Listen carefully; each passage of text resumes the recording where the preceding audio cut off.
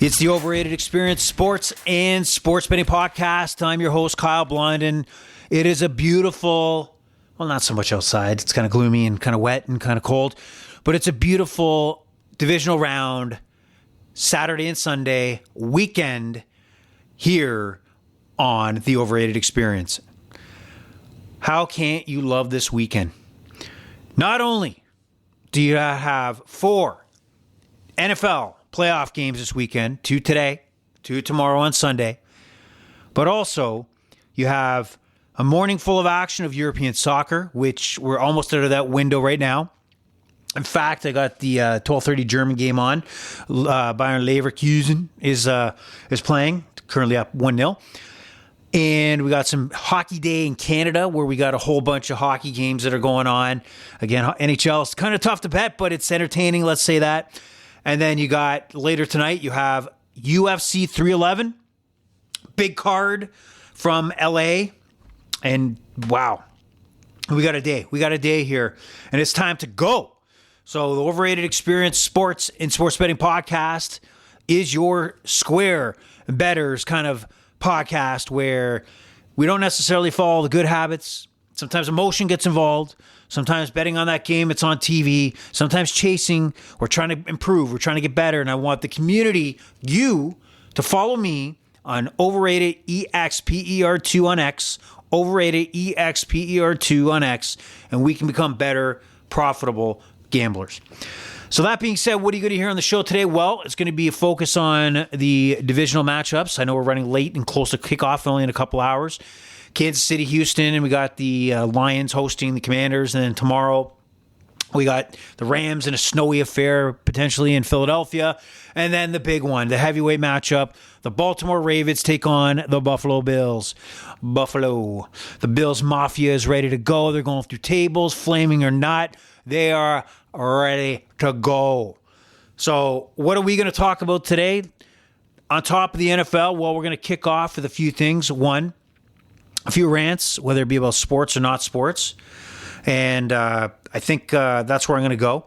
But my first rant is about the sports gambling industry. And right now, I've always preached, if you've joined this show before, that you need multiple outs. You need multiple sports books to get the best line. Well, in general, sometimes your bankroll allows you to just to hold down one account. And you're coming to the end of football season. Oh my God, football season, I love it. But at the end of the day as well, geez, man. And give my life back, please. Right now, I'm just using FanDuel. Fuck Bet365. It's been since August since I sent in the information they required, and they have not heard nothing over the pond there in jolly good England. Where are you, Bet365? Oh, I need to hear from you. And then when I type in, it's only chat. And I got to type in all this goddamn information over and over to get the same line that our people will be authorizing and reviewing your submission, and they'll be back to you in a timely manner. Added on, we are also backlogged and we are very busy. I don't give a shit. You screwed me. You screwed me. You screwed me. Now, FanDuel has been pretty good to me. I'm going to admit. You know, they made me a VIP. So every now and then they throw you a bone. They give you a deposit bonus. You know, match up to 25%, up to a certain amount, which is great. And a couple times when it was ready to upload, I'd reach out to them and say, hey, is there any bonuses that you can float my way? And keep in mind, these are bonuses, but it's not like I'm not putting in money that they are taking. So, yeah, it's great, but it's not like it's a one-way benefit street here. And that's more benefit to FanDuel than me. So it came time to look at depositing once again with FanDuel. So what did I do? Loaded up the old email, sent off that request. Hey, I'm just exploring. Hey, do you have any, deposit bonuses? I'm about to, put some money in. And then I get my response back is, oh, yeah, I've noticed that the team is taking you off the VIP list. Sorry, we don't have any bonuses. Maybe better luck next time. Maybe they'll add you. Maybe if you're lucky, they'll add you later. So, what? How can I go from a VIP, one day, next day, nothing. You're an idiot. You suck. We don't want you. And when you go searching for answers, and some of these scenarios make you want to, like, what happened? What criteria did I possibly not meet to get shunned from the VIP list? Because I want to know what it is. I want to know what that is. You go on their chat. Again, chat. There is nobody to call. It's all chat. And nobody claims responsibility. Nobody has any insight. Nobody knows what the criteria is. But you get the same line that, you know what, the VIP group, they review and add and people all the time. So maybe you'll get on there next time. Like, I am submitting for some sort of reward or a job to make, if I'm lucky enough next time, I'll get on there. Who the hell are you? What is going on? I asked for a couple percentages towards a deposit, and then I'm shunned from the FanDuel VIP lounge. There is no lounge. I never sat anywhere where it was VIP. I never got cocktails. I never got free swag. I got nothing. I didn't get comped. How did I lose my position in the VIP when I was getting shit all, like, fuck all anyway? Well, you can see I'm pretty riled up about it. And that's one thing I'm riled up. But I'm also riled up a few other things that, you know, I'm driving today, Saturday morning on the roads. One thing that riles you up is that, like, when we live in Toronto here, traffic. Stop and go, stop and go, stop and go, red light, every stop, man. If you get caught up on one red light, you got them all. Is it always been in the city of Toronto that you just can't get anywhere and feel like you're trenching through mud? Because that's what it feels like. It feels like you can see your destination, you just can't get there. You can't move. Like, the flow of traffic even on a Saturday is so slow. It's enraging, you know, and everybody's got to face it. There's no point in getting road rage and, you know, focusing your attention on others on the road. You'll hear me if you're in the car with me screaming, but I wouldn't do that to anybody on the road. And, you know, as far as road rage, but it is goddamn maddening. And what's my other rant? Oh, yeah. Is sports radio dead? Right? You know, normally my car ride experience has to do, or entails, making sure I've uploaded a podcast. Maybe it's a sports betting podcast. Again, VSiN has a lot of sports betting content they have wrapped up in podcast. I'd recommend listening to those podcasts. Great information. Bet the Board. Amazing stuff there. They go really in depth on a lot of football and breakdown of college football and NFL. And I suggest you take a listen there. Also, any other podcast. However, the odd time when you're kind of just going, you know, you listen to music or you listen to sports radio. And I was a big, and am, I guess you would say still, a big proponent of local 24/7 sports radio. But I don't know. Maybe it's on the decline the way it's going. It's like I'm what was I listening to? TSN radio. Look, I love Overdrive. If Overdrive, the drive time slot here in Toronto, the reason why that works for me, because they bring a little humor into the broadcast. They touch base quickly on multiple sports. They're not focused 100% in breaking down every Toronto Maple Leaf game. I don't get it. Who is listening to that? I need to jump to the NFL top story that doesn't necessarily have to do with the local team. If it's NHL, talk about stuff in the NHL, not just the Leafs. For fuck's sakes. I'm a Leaf fan, but I don't want to hear repetitive garbage over and over about the third, Joseph Wall and like just a fifth defense. I don't care. I can only stand that so long. And then also like Blue Jay, yes, touch base on MLB. There's a lot of stories out there. I don't know who you're dragging into these radio stations as consistent listeners. Man, no personality, just use stats. There is nothing. Again, TSN Overdrive works. I'll listen to it all day. But for the rest of the formats, suck. They suck. Now, going down the dial, for those who still listen to radio in the car, I love, I pop on music now and then, but holy shit, how many times can I hear Teen Spirit by Nirvana? Like, what the fuck? Like, I'm a rock guy, 90s rock guy. I loved Nirvana when they came out and, a big fan. And then suddenly you hear nothing but Teen Spirit. They had other songs. Nirvana had other songs. For fuck's sakes, guys. Spice it up. Spice it up, for Christ's sake. Same old goddamn songs all the time. Man. Okay. That's my ranting and raving about real life stuff. The big heavy hitters, which are, sports radio, FanDuel VIPs, all that stuff. So hope you stayed with me after that rant. Now, the last thing before we get to the football action, chili's on, by the way. It's smelling pretty good. You gotta get my beer ordered. I gotta get that ice cold beer. Gotta get going. Gotta get it going. Gotta crack a few. Watch these games. Watch that UFC. Watch some NHL action. Have my second half soccer bets pay off. Arsenal up 1-0 over Aston Villa. Need one more goal, a few shots on target, and a few more corners. Let's get her going. And a few shots in general. Let's get her going. All right? So now what I'm going to go through is I put a list together of player, coach, team, whatever. Right now, as of this week, whose stock is down in the NFL and whose stock is up? Who are you sell? And then those players that you're like, fuck, buy a little more. Put a little more, a few loonies on that, eh? Come on, eh? Put a few more loonies, toonies on that, and let's get her going. Let's get some stock in that.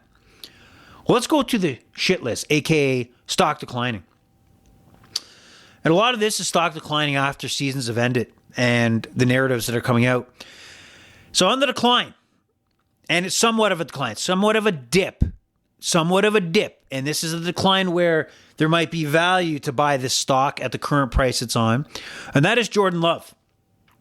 Jordan Love has now been questioned about his big money contract. He signed with the Packers. And really, it's the performance over the last, three couple games heading into the playoffs where they couldn't knock off Minnesota, piss poor loss against Chicago, and a lackluster performance against the Eagles. His stock is down.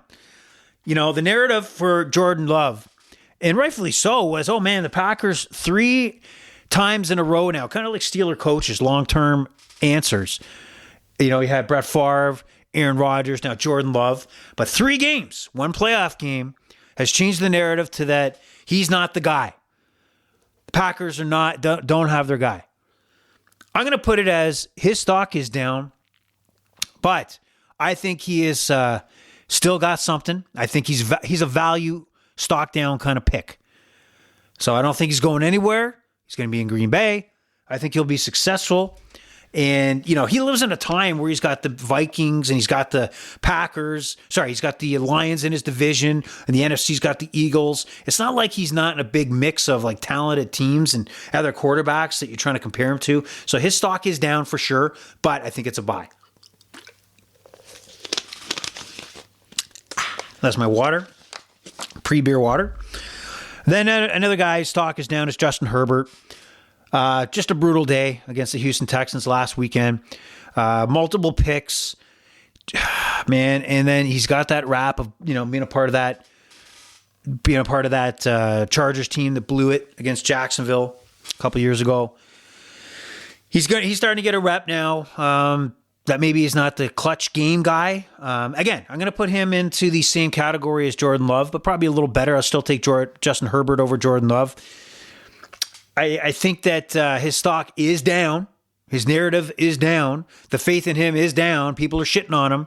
But I think if that stock drops, you buy it because it's going to be on the rise at some point. I think him and Harbaugh have something going here. I think that they were out of their comfort zone on Saturday. Things just unraveled, and Justin Herbert's a winner. He's trying to force things down the field, and it cost him. So I think it's a blip. I think he'll be back. Stock is down. That's why he's on the stock down list, but he's a buy. Baker Mayfield. Yeah, Baker. The narrative right now for Baker Mayfield after that loss against the Commanders is that he's a mediocre quarterback, right? The narrative heading into the Commanders game is that he's the guy. He's like that.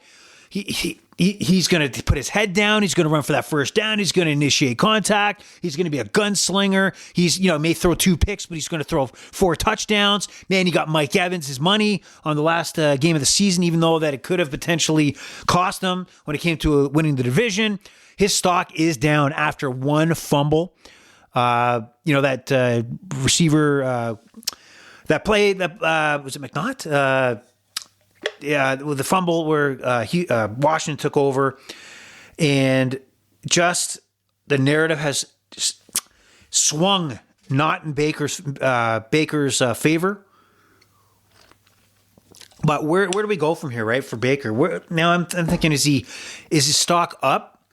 I'm gonna say that his stock is where it should be right now. I don't think it is plummeted. I don't think it's a just don't touch the stock. I think the value has gone down after that loss at home. That where Tampa's now watching the rest of the NFL playoffs unfold over on TV. His stock is down, and it's probably where it needs to be. And he has a lot of work to show that he can not be so erratic, not be so wild. Even if you watch the Tampa Bay Buccaneers throughout the season, there were games where, man, it was a human highlight reel with Baker Mayfield. Somewhat good, somewhat bad. And his stock is where it needs to be right now. So it's taking a hit. It's not plummeted, but it should be where it is. And I don't know if it's going to come up. Maybe it's priced exactly what it should have been, and maybe it was overvalued not too long ago. So that's Baker Mayfield. Russell Wilson, fuck this. This is a sell, guys. This is a fucking sale. This is a fire sale. This is one of those stocks where you've seen those movies, right? About the financial collapse where, those companies that have wind that things are not going to go well in the marketplace. So they start selling without the buyer knowing that things are just going to plummet. They're buying absolute dog shit. That's exactly what you want to do with Russell Wilson. If there is a buyer out there, you sell this stock, man. You sell this fucking stock because it's going to zero. It's a liability. Russell Wilson, I was his biggest critic coming out of Denver. I'm talking about what we seen in Denver. I was hopeful when he went to Denver he was going to be a success. I thought it was the right move. I thought Denver was going to get a good shot in the arm with having Russ on the team. That obviously went to shit fast. And Sean Payton, current coach of the Broncos, seen it as he walked in. I didn't give a fuck about the cap hit and got him the fuck out of there. Okay? Now, keep in mind, the Pittsburgh Steelers probably maximized what value Russell Wilson could have provided any team. And he had some short successes with the Pittsburgh Steelers. Throwing 300, 400 yards against the Cincinnati Bengals.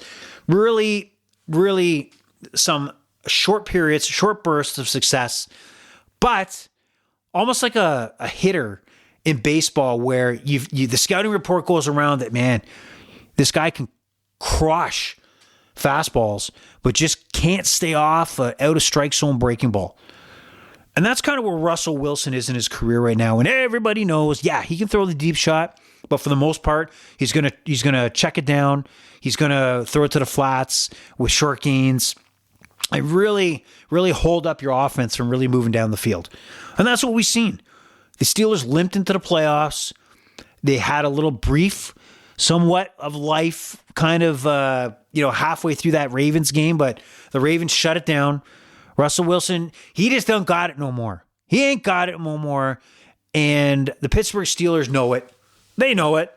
And they were in a position where they needed to be creative with Justin Fields to started off the year, and then Russell Wilson. They know it. They knew it. And I don't think he'll be the Steelers' answer going forward. Now, also Pittsburgh Steelers, Mike Tomlin is getting, suddenly, Mike Tomlin out of nowhere is starting to be critiqued. So right now, this is like one of those surefire stocks, right? Mike Tomlin is a surefire stock for years and years. This is kind of like a Tesla stock where it's, the price is high, or a Bitcoin, or Bitcoin, because that goes up and down. What other stock? NVIDIA.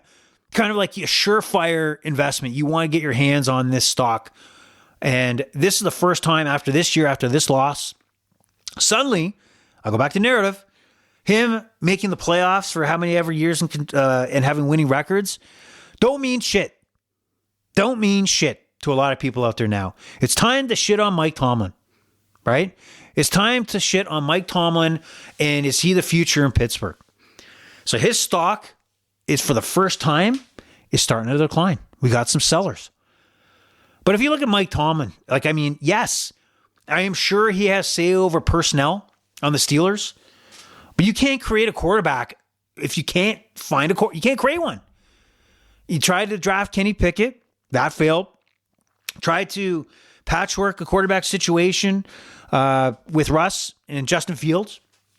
Also, he, after winning a Super Bowl with Ben Roethlisberger, taking that team again back to the Super Bowl, losing a Super Bowl,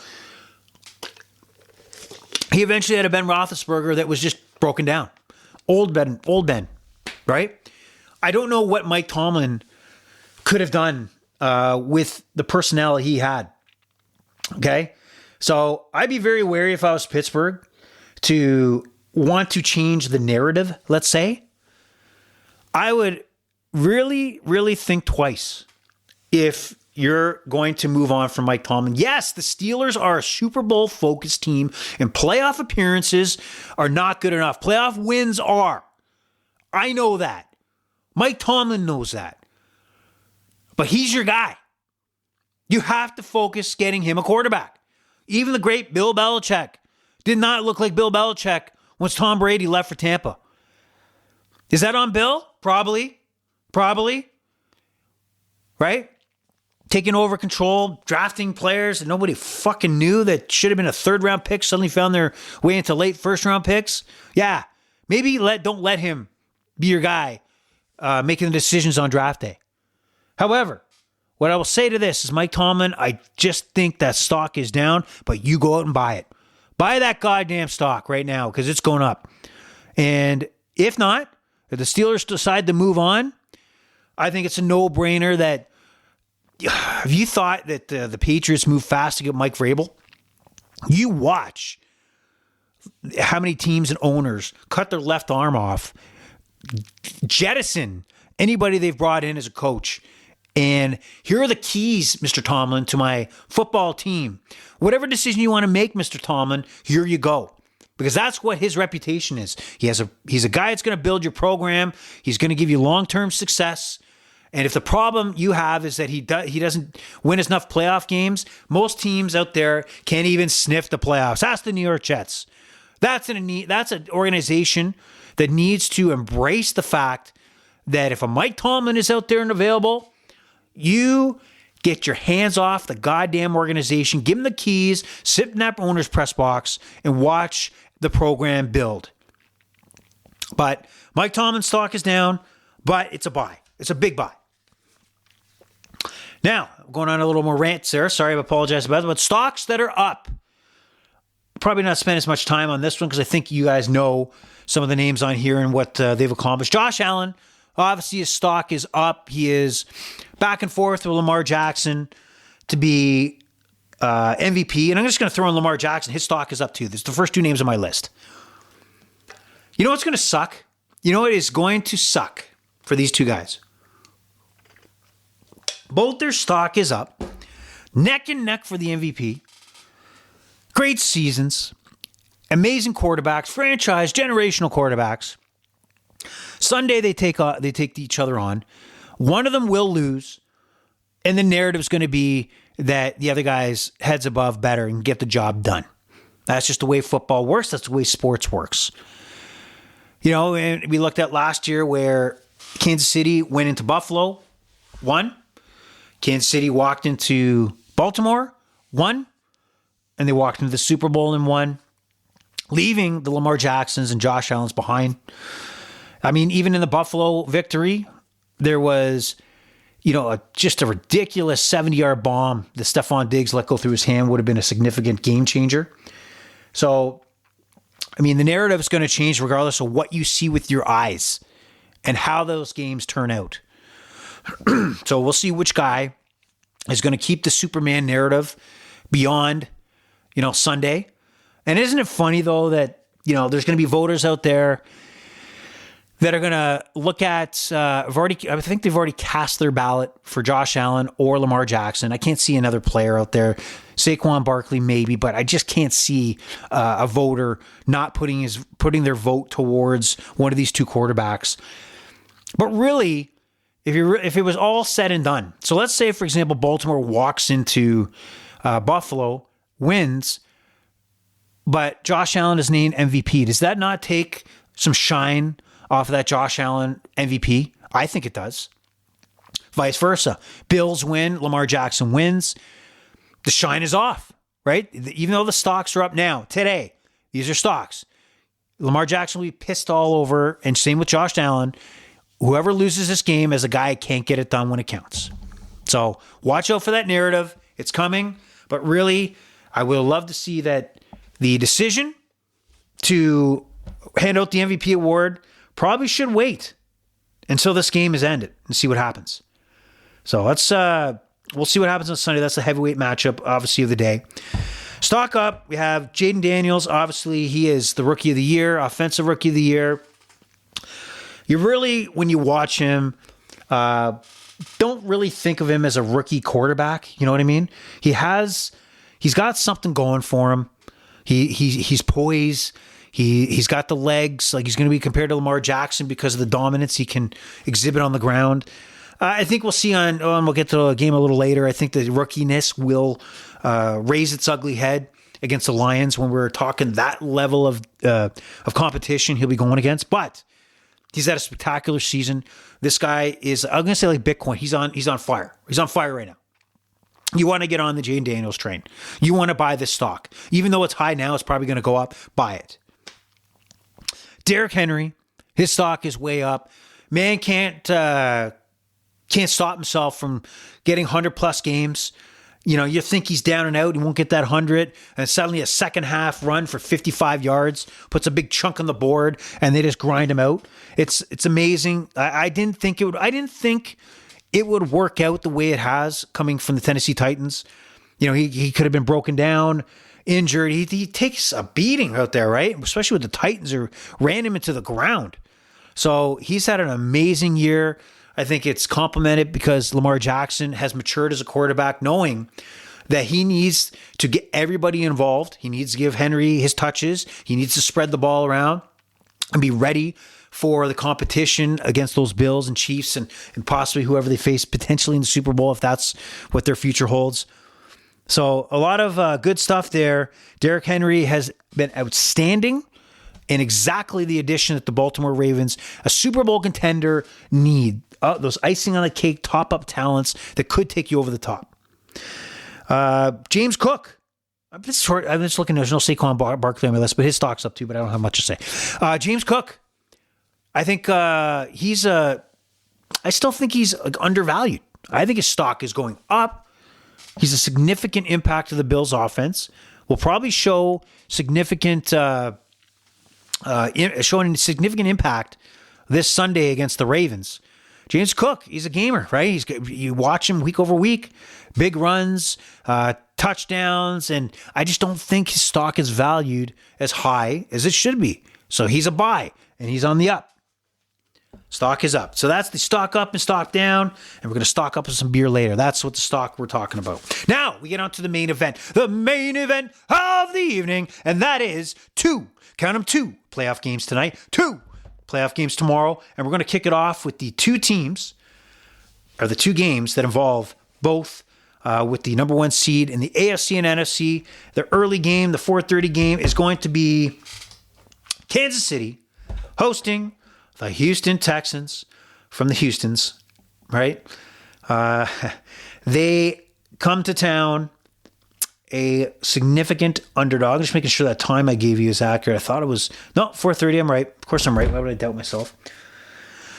So what we'll do here is we'll go through the Kansas City-Houston game along with the other wildcard games. I'll give you my picks towards the spread, maybe a comment on the over-under, and then I hand you out at least 3 props for each game and 1 same-game parlay for each of these games and see what you think. Write it down, record it, listen to this podcast over and over on your various platforms, Apple Music, even on YouTube. We got a YouTube channel out there so you can listen to your favorite voice, that is mine, on YouTube as well.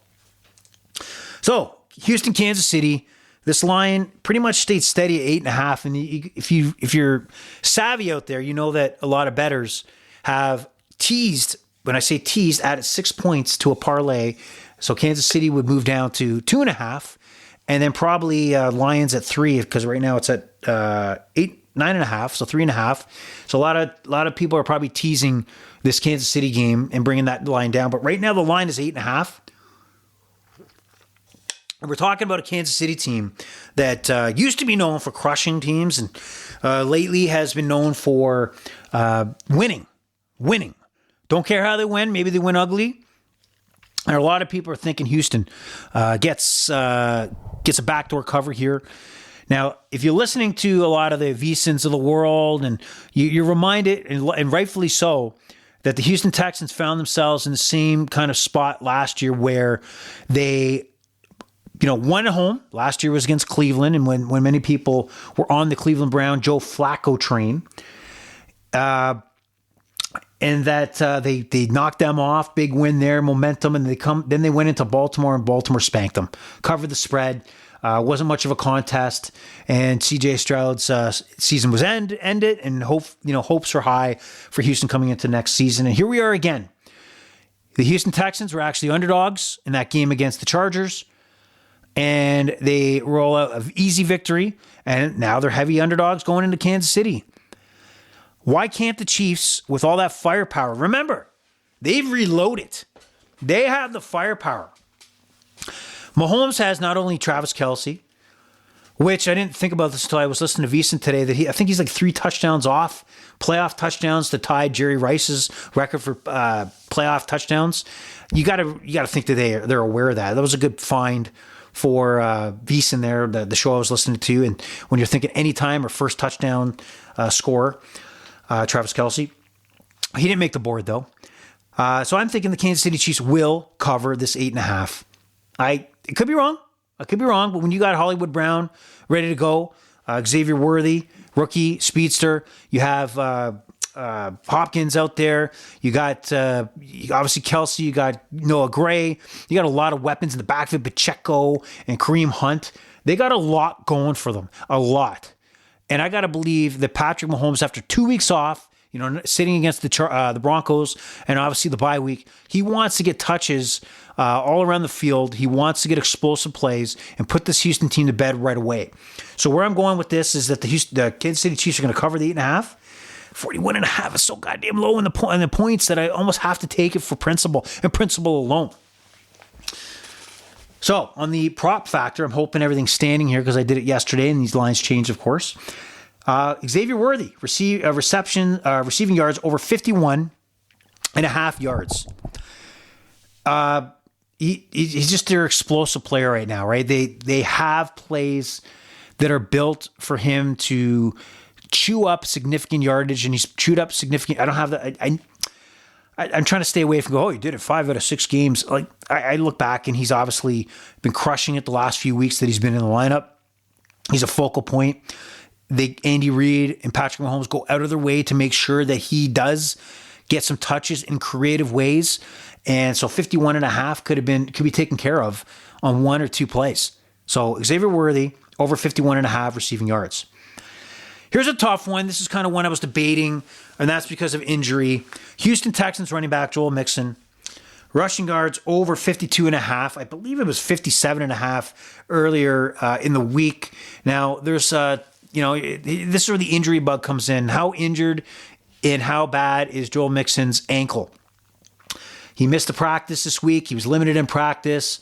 But at the same time, if he's got any sort of knock or anything with his ankle. Why would you practice him? We're already through 18 weeks of a regular season and one playoff game. What more does he need to practice, right? So that's the interesting part, about this news that he's injured. He is still, to me, a huge factor in this game, regardless if the Kansas City Chiefs are successful against the run. Joel Mixon is getting the job done on a week-to-week basis. He crunched up a lot of his yards last week in the second half. And this is a 60-minute football game, right? Maybe he doesn't have much going in the first half. And, you got to watch out because the fact is that the Texans might be trailing at some point. But I got to believe there's a big run in him some point here. Give me the over. Give me the over. All right. And last but not least for props is Hollywood Brown for Kansas City Chiefs receiving yards over 17.5 points. He's crushed his total last couple games he's been in. Patrick Mahomes is looking for him. He'll be a key factor here. And, a guy named Hollywood's going to be prime time, 100%. He's going to be a factor and make his presence known in this football game, over 17.5 yards. My same game parlay for this one. So I have KC money line, over alternative total 35.5, and Patrick Mahomes over 200 yards passing. That will pay you $100. Will get you a $99 profit. I think that's the safe play. That's the way to go. I'm not saying same game parlays are a gambler's pathway to success, because they're not. But they are fun for the average bettor out there to have a game that's an 8.5 point game. You have something to play for on a same game parlay. So that's my take. If you choose and are inclined to take an SGP, that's my SGP for this game. Moving on to the Saturday night game in Detroit, the Washington Commanders take on Dan Campbell and the Detroit Lions. Detroit Lions, 9.5 point favorite, up from 8.5 earlier in the week. Most likely, like we talked about earlier, that many people teased that one down to 2.5 and probably are sitting with a Kansas City 2.5 and Detroit 2.5, just looking for a field goal win here. Not many people are thinking either of these teams are going to win outright. It's more of a question about covering. And what will the Washington Commanders do? We talked about Jaden Daniels' stock being sky high a buy. He's franchise quarterback. You kind of forget he's a rookie. But now he's taking on the top dogs. He's not taking on a Tampa Bay, Buccaneers team. He's not taking on, a New Orleans Saints team. He's going to be playing his third road game in a row. It's going to be in Detroit. And you can't argue that Detroit right now, in my mind, outside of Kansas City, is the best team of football. I don't only say Kansas City because they are the champs until somebody knocks them down, knocks them out. Detroit can't take that crown. And the only thing that's going to get in the way of Detroit, the same thing that got them to where they are today and where they could go, is coaching decisions by Dan Campbell. His coaching decisions have gotten this franchise to a Super Bowl contender, a Super Bowl potential favorite. Actually, they are the favorite, I believe. Bye week, best position to get to a Super Bowl. But there might be a critical time in the playoffs, maybe not tonight, but at some point where that field goal to push them ahead, 2 scores or 3 scores, or a fourth down you didn't need to go to and play a conservative because that's what the game is dictating. He may make that decision based on pride. So I'm hoping that's not the case because the Detroit Lions are a very likable team. I envision them smashing the Washington Commanders tonight. I think it's going to be a different story when there's going to be a big time need to chase, which the Commanders will have to do, forcing them to put the ball in the air, and Jaden Daniels scrambling. So a lot to think about on this game, but when you really think about it, is there a lot to think about? There's got to be, there's no way that Jaden Daniels is going to carve up the Detroit defense like he has in previous matchups against other teams, inferior teams. So that's the story on that. Now, when it comes to over-under 55.5, holy shit. I'm going to stay away from that, and you'll hear it later in the same game parlay using the alternate total to bring it down slightly. There's probably will be points, but 55.5 is very tough to swallow to take that one. When you've got a 55.5, you have, like, when you're watching, you're sweating your balls off. And the reason is that you're looking for every possession to result in points. And then it's like you feel like one long drive that results in a missed field goal or penalties that result in a punt, even though the team held the ball for 7 minutes. That just crushes you. And you're doing the math in your head and you're demoralized. Or you go into a game like Detroit did against San Fran, a nothing game in week 17, and they couldn't stop scoring. So maybe that's the Detroit Lions team will be here tonight. I don't know. But I'll leave that over-under away from this podcast. So here are the props here. Detroit, Jahmyr Gibbs, running back. He has taken the load from David Montgomery, who's been injured. Will return tonight. How healthy? I don't know. But Jahmyr Gibbs has been on fire, and he really, really took over in that Vikings game. And I got to believe he's going to be a focal point of the offense once again tonight, despite Montgomery returning. So Jahmyr Gibbs, I like the the reception and rushing total of 110.5 minus 114. I'll take the over. I think he'll be a big factor, maybe even a big long reception with the screen. And then Jahmyr Gibbs, once again, another prop, his longest rush, over 18.5. He's a guy who can break open a game at any point. He's fast as hell, and 20, 30-yard run is not out of the question. In fact, I'm going to bet it that he'll get over 18.5 yards, longest rush.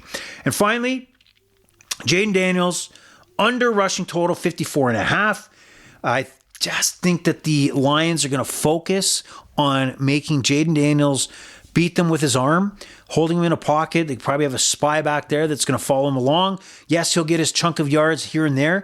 I just don't think he'll be 54.5, and they'll make him feel comfortable and keep him in the pocket. So that's my thought. Under rushing 54.5. Yeah, and watch him break open, a run of 67 yards on the first play, and screw that bet. But that's where my mind's at.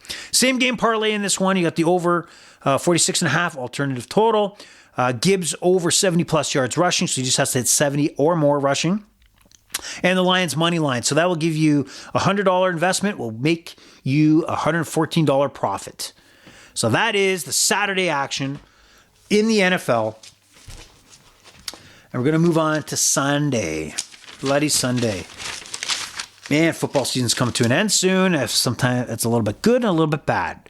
We've got the LA Rams taking on the Philadelphia Eagles in Philadelphia. Looks to be a potential snow game. This is why the over-under moved from 44.5 to 43.5, now today to 42.5. The game's sticking at 6.5, and a lot of people you listen to are not shy that the Rams might win this outright.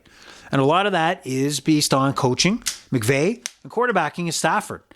I mean, maybe I should have put stock down, even though this team is still in the playoffs and, 2 wins away from the Super Bowl appearance.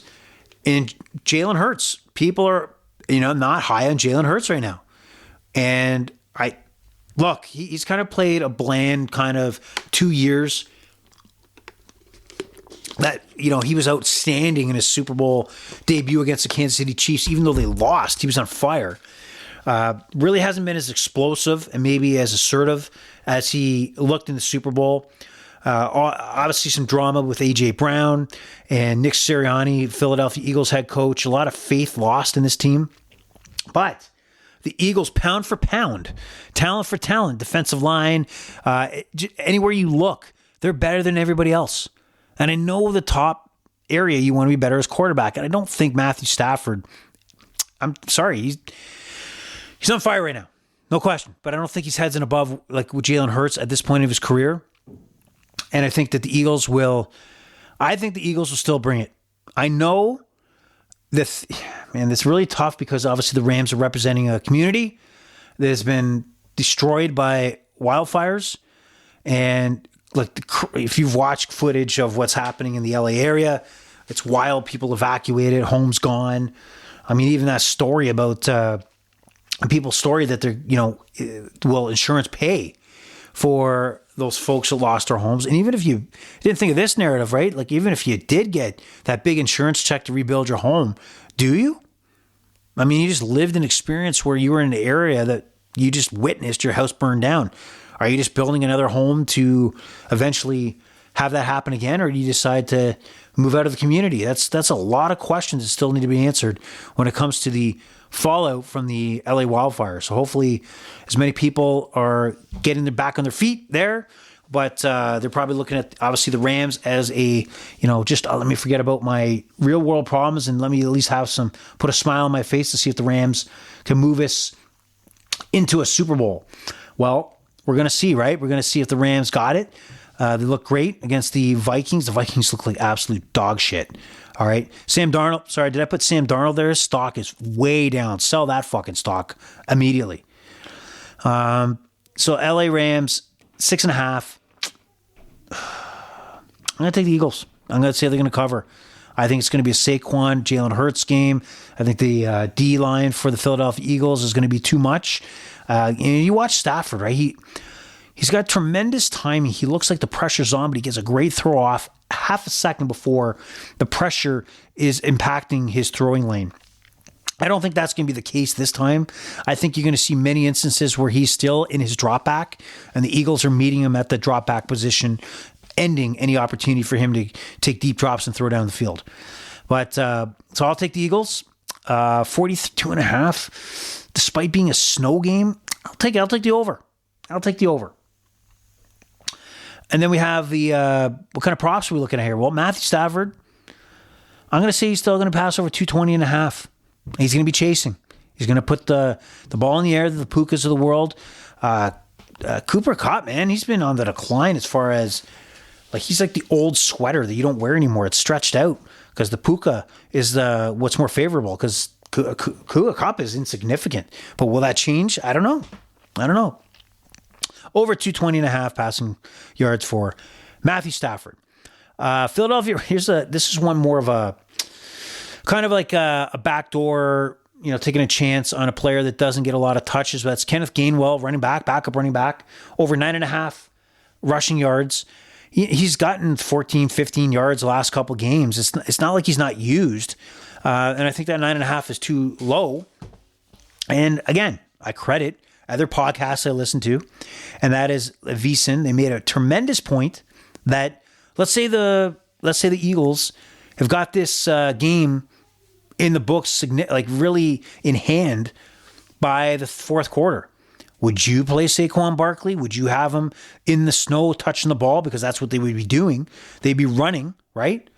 And Kenneth Gainwell would probably get the majority of the carries in that fourth quarter. So that even makes this 9.5 look even more doable. So let's take Kenneth Gainwell, running backup, Eagles, over 9.5 rushing yards.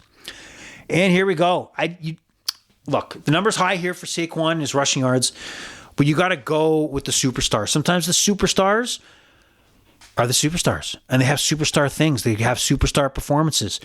It's 128.5 yards rushing for Saquon Barkley. Will it make me puke if he, takes a dive like he did last week where he could have taken a 60-yarder to the house but decided just to kill the clock? Yeah, that will upset me because selfishly, I want him to go over that 128.5. So I'm going to say Saquon's going to do some special things. And in snow, if that's the case, I'm going to say he has a 200-yard game. Right? I'm hoping I'm right on that. So 200 yards for Saquon Barkley on Sunday.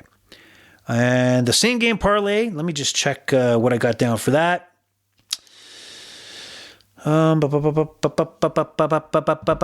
Same game parlay, Eagles win, money line, over 35.5, and A.J. Brown, over 40 yards receiving. Now, the story about A.J. Brown and whatever book he was reading on the sideline becoming a bestseller, like, wow, man, you guys out there that go out of your way just because you've seen something on TV, like a A.J. Brown reading a book, an inspirational book that you gotta have it.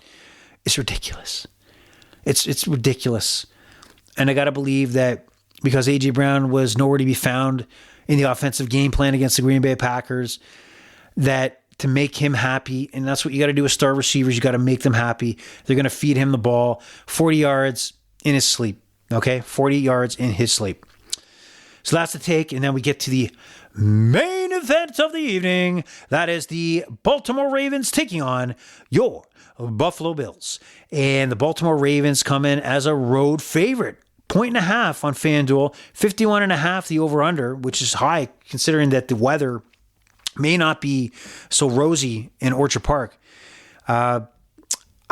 I'm still leaning toward the Bills here.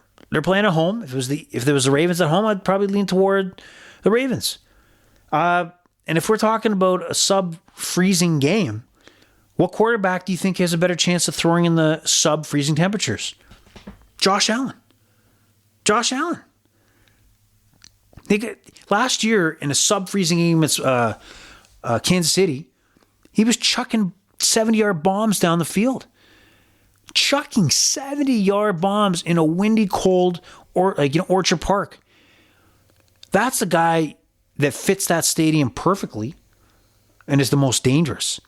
Now, will Lamar utilize his feet? Well, Josh can too, not to the level of Lamar's speed and agility. But I got to believe the Bills are the favorite here. I know we got Derrick Henry. The Bills got to account for. I think losing Zay Flowers, because it doesn't look like he's going to play for the Baltimore Ravens. They got some holes on the receiving core. They re-signed Deontay Johnson, who's bounced around the league from Tennessee to... No, was it Tennessee? Where is he? Oh, he went from Pittsburgh to Carolina in the offseason. Carolina to Baltimore. Baltimore released him. He went to Houston. There was a couple... He wore his welcome a few times, but it does make sense that they bring him back a second time this year because he probably has familiarity with the playbook, and they can easily insert him, and maybe they will make him a focal point in the offense. Who knows? But I just see that the home field advantage for the Bills is going to be the difference here. It'll be a tight one, 51.5. I'm going to stay away from that for now. I might lean toward it as tomorrow kickoff comes a little closer.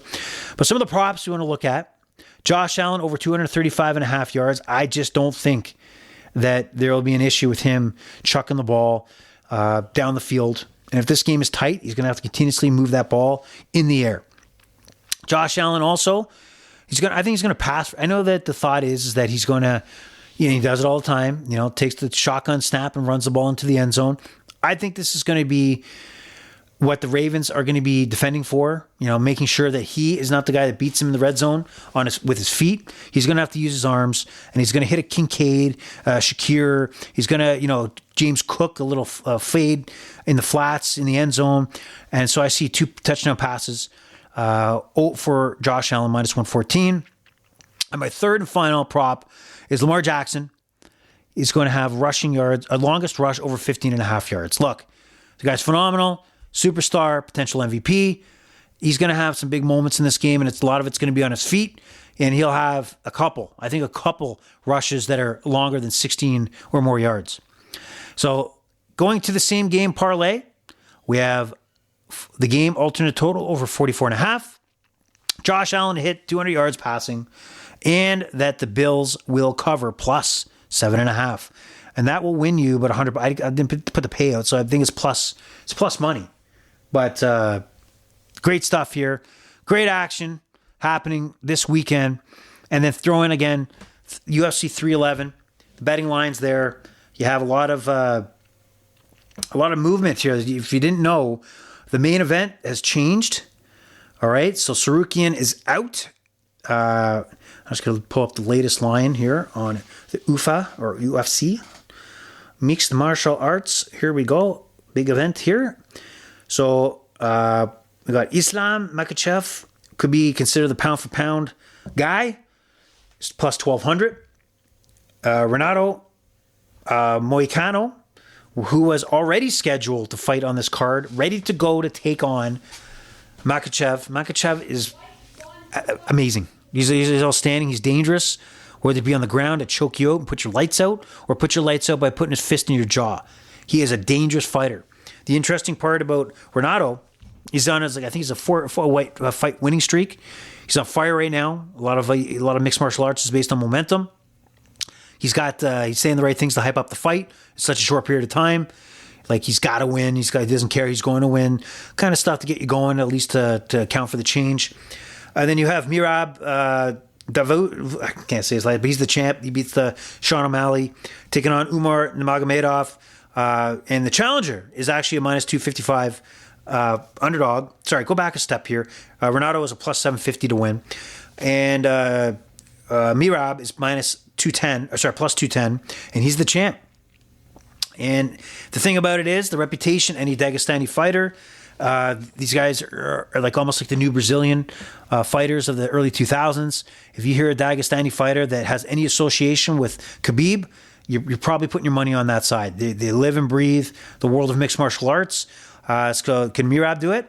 Don't know. But when your last name's Nurmagomedov, man, the money's on you. So we'll see what happens. And that's UFC 311. Again, I said hockey day in Canada. A lot of hockey action going on. Soccer is pretty much done. Arsenal just went up 3-2 on Aston Villa. 88th minute. Got a VAR check. Oh, VAR check. Will it be offside? No goal. No goal. Handball. So we're back to 2-2. Good old VAR. So I'm hoping that you protect your bankroll. Hoping that you pocket some coins. Manage that bank. Like I said, manage that bankroll, guys. Manage that bankroll. We're coming up on Super Bowl weekend a couple weeks from now that you need to have some cheddar ready to go with all the props that are out there and the cup, all the stuff going on. The pleasure's all been yours to listen to this podcast, listen to this voice of mine, and the overrated experience is over and it's out. Goodbye.